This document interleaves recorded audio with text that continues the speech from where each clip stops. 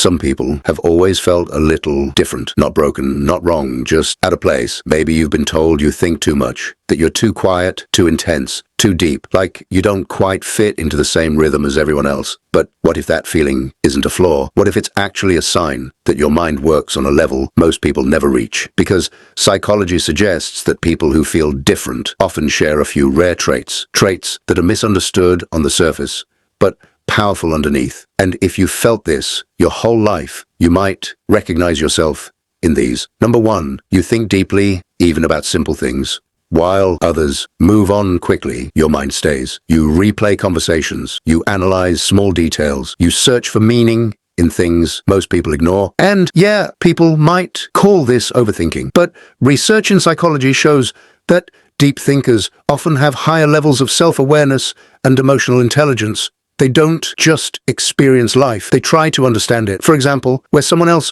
might brush off a disagreement, you'll sit with it. You'll ask yourself, why did that affect me? What does this say about the other person? What could I have done differently? This isn't weakness. This is depth. And in a world that runs on autopilot, depth is rare. Number two, you struggle with surface-level connections. Small talk drains you. Fake smiles feel exhausting, and being around people who don't get you feels lonely, even in a crowd. So you pull back, not because you hate people, but because you crave something real. Psychology indicates that people who feel different often value authenticity over social approval. They would rather have one meaningful connection than 10 shallow ones. Think about it. You don't want conversations about the weather. You want conversations about life, about fears, about purpose, about what really matters.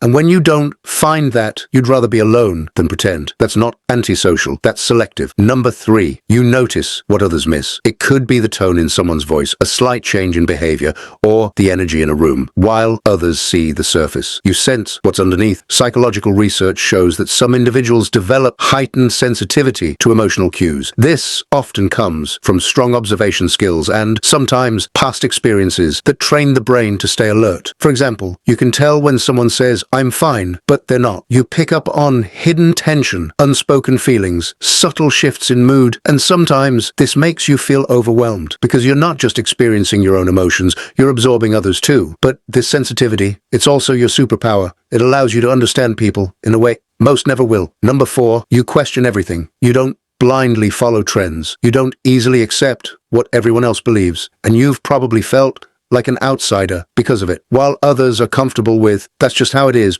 you ask, but why? Why do people act this way? Why do systems work like this? Why do we believe what we believe? Psychology suggests that independent thinkers often feel isolated, not because they're wrong, but because they're thinking for themselves. And that can be uncomfortable in a world built on conformity. For example, in school or social groups, you might have disagreed with popular opinions and felt judged for it. But over time, this trait becomes powerful because you're not easily influenced. You don't lose yourself trying to fit in. You build your own perspective. And that's something most people spend their whole life trying to do. So if you've always felt different, if you felt like you don't quite belong, like you see the world a little differently, like you think, feel, and process things on another level, maybe the problem was never you. Maybe you weren't meant to fit in with everyone. Maybe you were meant to see what others don't, feel what others avoid, and understand what others overlook. And yeah, it can feel lonely sometimes, but it also means you're rare. So instead of asking, why am I different? Start asking, what is this difference trying to show me? Because once you stop fighting it and start understanding it, that's when it becomes your strength. Like, if this video